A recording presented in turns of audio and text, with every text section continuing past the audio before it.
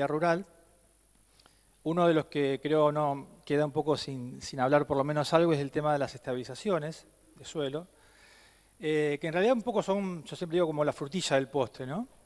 Antes de empezar a analizar algún tipo de mejoramiento de estabilización en el suelo, debemos tener resuelto, obviamente, lo que es la obra básica, ¿no? El tema hidráulico fundamentalmente, el tema topográfico, y recién luego empezar a poder analizar y pensar en la estructura propiamente dicha.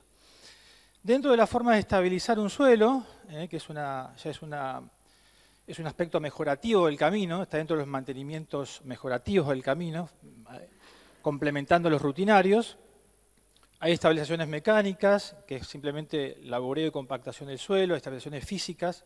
Creo que luego viene acá un colega que va a hablar un poco sobre ese tipo de formas de mejorar la prestación estructural de un camino. Hay estabilizaciones con productos químicos, dentro de las más tradicionales están con productos hidrolizantes, con cal, con cemento. Y últimamente están las estabilizaciones iónicas, que son aditivos químicos no convencionales, y que básicamente tienden a cambiar un poco la relación de algunos tipos de suelo con respecto al agua. Nuestra empresa, CONADE Argentina, bueno, hace muchos años que nos dedicamos exclusivamente a esto, a la producción y el soporte técnico de este tipo de estabilizaciones. Y si bien son tecnologías nuevas en comparación con las ya tradicionales, como pueden observar ahí, ya en estos 30 años llevamos estabilizados 5.500 kilómetros de caminos en toda la región, así que realmente hay mucha experiencia y muchos antecedentes que nos ayudan a seguir corrigiendo y mejorando. Básicamente, cuando uno habla de estabilizaciones iónicas, son aditivos líquidos que van junto con el agua de compactación. Ahí en la primera foto está el camión aplicándolo junto con el agua necesaria. Y básicamente, como les comentaba recién, su finalidad es cambiar su relación, la relación de los suelos estabilizados con respecto al agua. Es un suelo que ya no va a necesitar del agua para estabilizarse eléctricamente. Básicamente, ese desequilibrio se debe a que los suelos finos,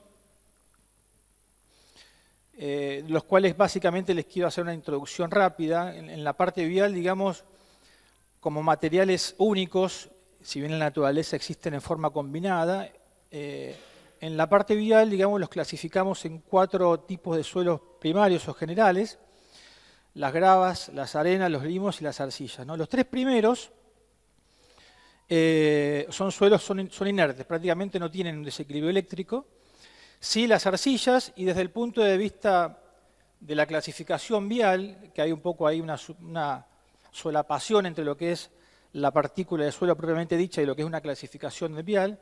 Los suelos limosos también, a veces uno ve que un suelo limoso tiene algo de plasticidad, cuando en realidad, si es limo, en sí no debería tener plasticidad. Entonces, básicamente dentro de la clasificación vial, este tipo de aditivo funciona en los suelos limo-arcillosos, en los suelos más finos dentro de esta clasificación vial. Lo que no quiere decir que uno pueda estabilizar también suelos que tienen predominancia de materiales gruesos, de gravas o de arena. Pero siempre es necesario que tenga un mínimo contenido de estas fracciones más finas, que es donde justamente está el desequilibrio electroquímico y donde justamente va a ser el trabajo el estabilizador, ¿no?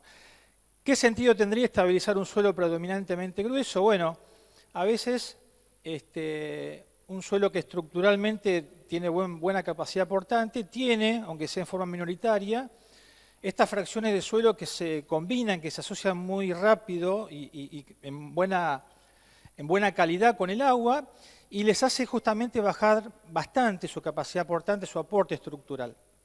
Entonces uno puede, en esos casos, estabilizarlos, por más que la parte fina sea la minoritaria, y lograr una estructura más equilibrada, que no solamente va a aumentar su capacidad portante, sino va también a tener una respuesta de secado, digamos, y de transitabilidad muy mejorada respecto al mismo material sin estabilizar. Este es un esquema que creo que, bueno, simplifica bastante la forma de acción de este tipo de aditivos como el nuestro. En el primer cuadro tenemos la partícula de arcilla, que básicamente tiene esa capa que la está rodeando, de color un poquito más oscuro.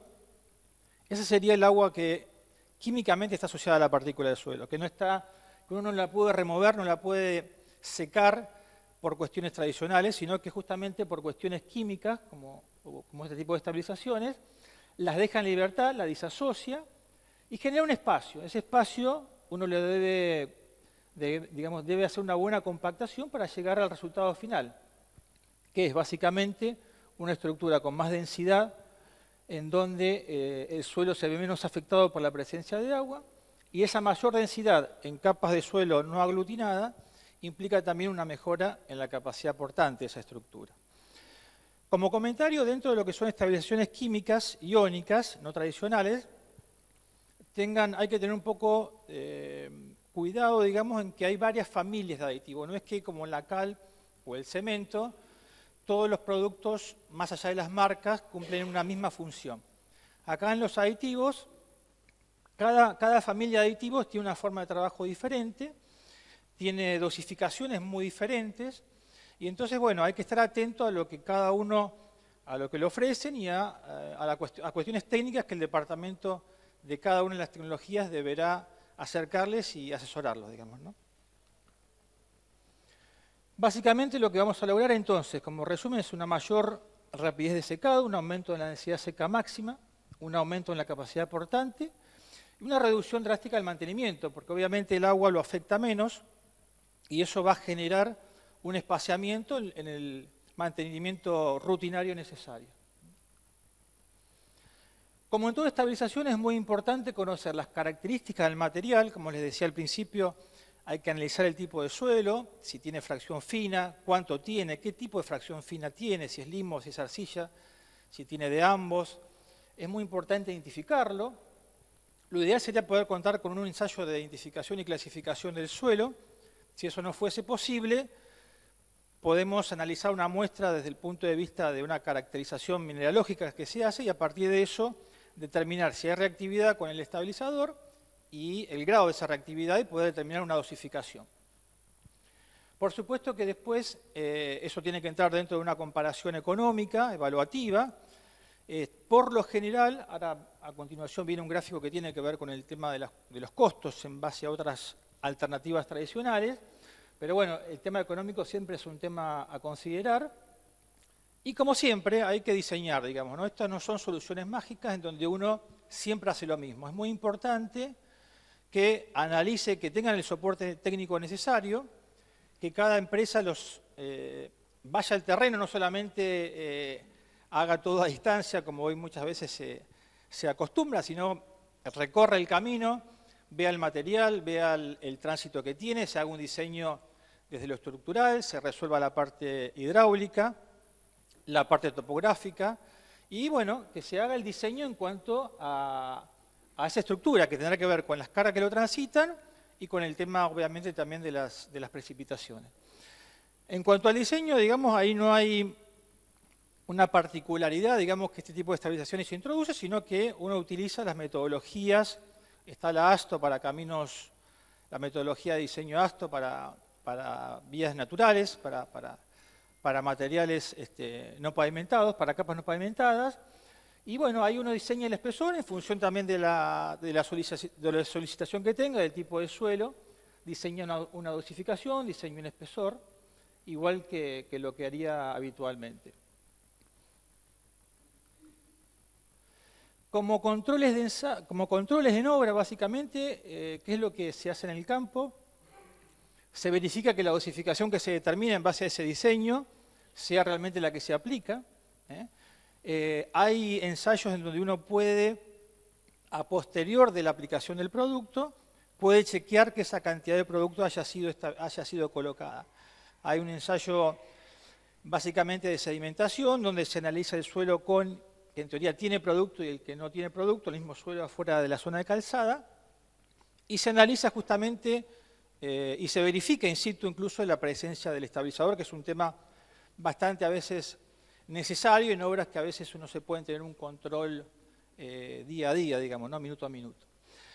Es muy importante el tema de las densidades, porque en toda estabilización, digamos, el círculo se cierra, recién cuando uno puede hacer una buena compactación con el equipo y el equipo que corresponde y el tema de las humedades que corresponde, igual que siempre.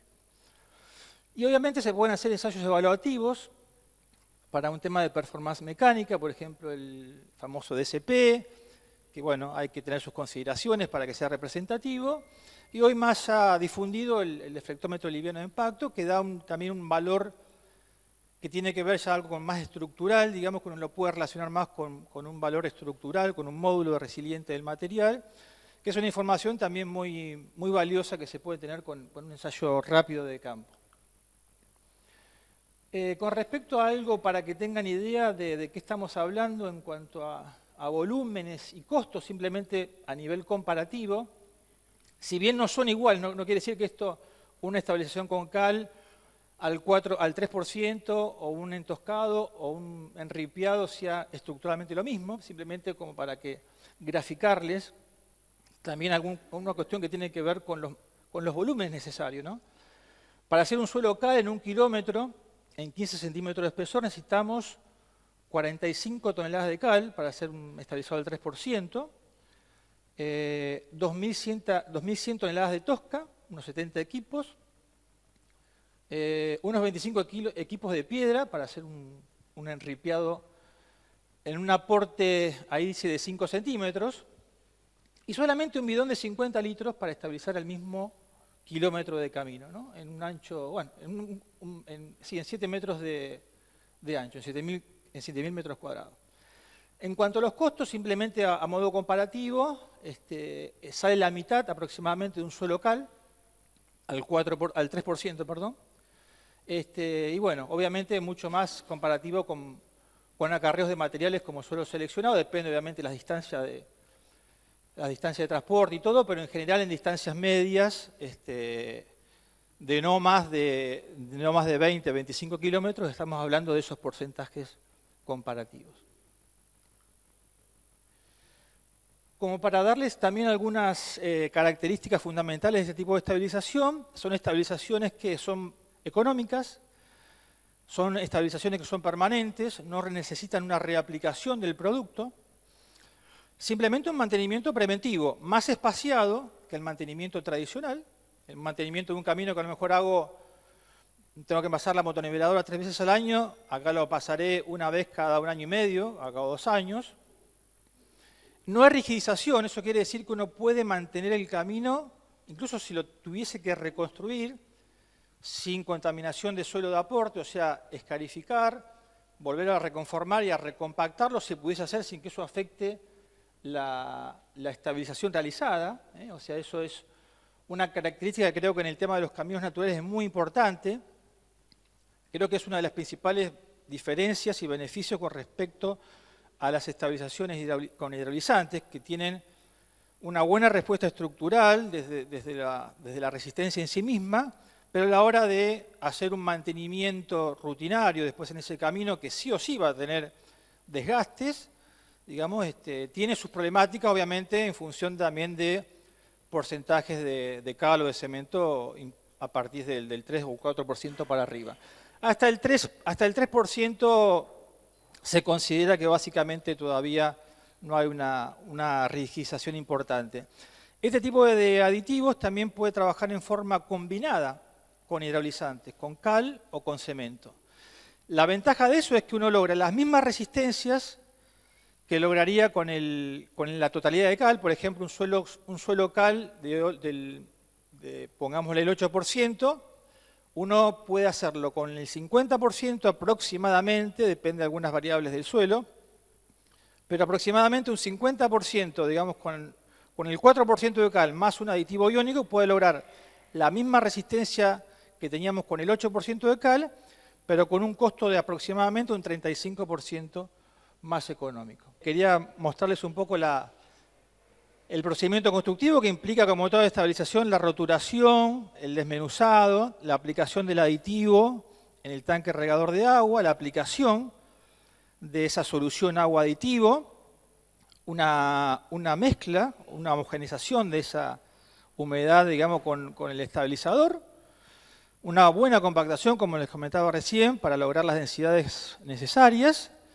Y bueno, muchas veces en determinados de suelos muy finos, muy plásticos, se lo termina con una capa, con un riego de piedra partida muy fina, de unos 25 a 30 kilos por metro cuadrado, que básicamente lo que logra es darle rugosidad a la textura, cosa que ninguno de este tipo de estabilizaciones logra mejorar o modificar la granulometría. La granulometría del suelo sigue siendo exactamente la misma antes y después de la estabilización. Entonces, en suelos muy finos, coloidales, donde por más estabilidad que tenga el suelo, digamos, hay un retardo en el escurrimiento del agua, digamos, eso puede provocar alguna falta de adherencia en condiciones críticas de humedad. Entonces, en esos suelos se sugiere la colocación de un enchapado, muchas veces, ¿no es cierto?, de material granular para que pueda darse esa rugosidad necesaria en esas condiciones críticas. La aplicación básicamente, bueno, tanto en caminos rurales como pueden haber ahí en calzadas naturales urbanas, del casco urbano de los municipios, caminos forestales hay muchas experiencias, obviamente ya conformando parte de un paquete estructural, ya no simplemente siendo la única herramienta, porque bueno, ahí las cargas son realmente muy importantes y por lo general intervienen ahí el mejoramiento de la base de asiento o subrasante, con lo cual uno disminuye básicamente el paquete de material árido, que es la carpeta principal de rodamiento en ese tipo de caminos, ¿no? Puede usarse como base y subbase de pavimentos, solo o con la incorporación de algún aditivo hidraulizante. Acá tenemos una experiencia, para los que son de la zona, con Daniel Olari lo estábamos charlando, es un camino que hicimos hace 20 años. Es un tramo, en la época que Gastón era secretario de Obras Públicas y que ya era un poco inquieto en la búsqueda de nuevas tecnologías. Y bueno, realmente la experiencia fue muy buena porque ahí en el caso del suelo de acá de Junín, es un suelo que justamente es un limo arenoso que está muy al límite de las necesidades para que pueda ser directamente estabilizado con aditivos iónicos. Entonces se incorporó un material plástico que estaba en un canalcito ahí a continuación del camino, una cantidad muy baja, muy pequeña, creo que fue un 5, un 10% con toda la furia. Se hizo un premezclado y se agregó el aditivo, ¿no es cierto? Esa foto fue tomada hace unos 3 años, creo que me la mandaste Gastón, en el 2022 aproximadamente, o sea, después de 17, 18 años, seguramente el camino ha tenido algún mantenimiento de conservación, pasó la motoniveladora en algún momento, pero bueno, creo que grafica un poco que a veces, buscando un poquito de herramientas de la ingeniería, buscando primero alguna estabilización física, acompañándola con alguna estabilización química, se pueden hacer diseños interesantes con bajo costo y de muy rápida ejecución también, ¿no? Son el ritmo, digamos, el rendimiento en la parte operativa de este tipo de instalaciones, uno puede llegar a hacer hasta 500 metros lineales de estabilización por día, digamos, con un buen equipo de construcción, que no es básicamente que una motoniveladora, un camión regador de agua, el equipo compactador, alguna rastra de discos, si es necesario. En este suelo limo no es necesario, directamente se hace todo con la motoniveladora. Y para terminar, básicamente quiero reforzar un poco el concepto de que tomemos todos a la caminería rural como una obra de ingeniería, digamos, ¿no? Hagamos participar a los profesionales, cada uno en su métier, que veamos la parte hidráulica, que veamos la parte topográfica, que haga un pequeño cálculo de la estructura necesaria. No siempre podemos utilizar la misma estructura para todas las cargas, para todos los caminos. Así que creo que ese es un poco el desafío para profesionalizar un poco este tipo de estructuras, digamos, tan necesarias en nuestro país. Muchas gracias.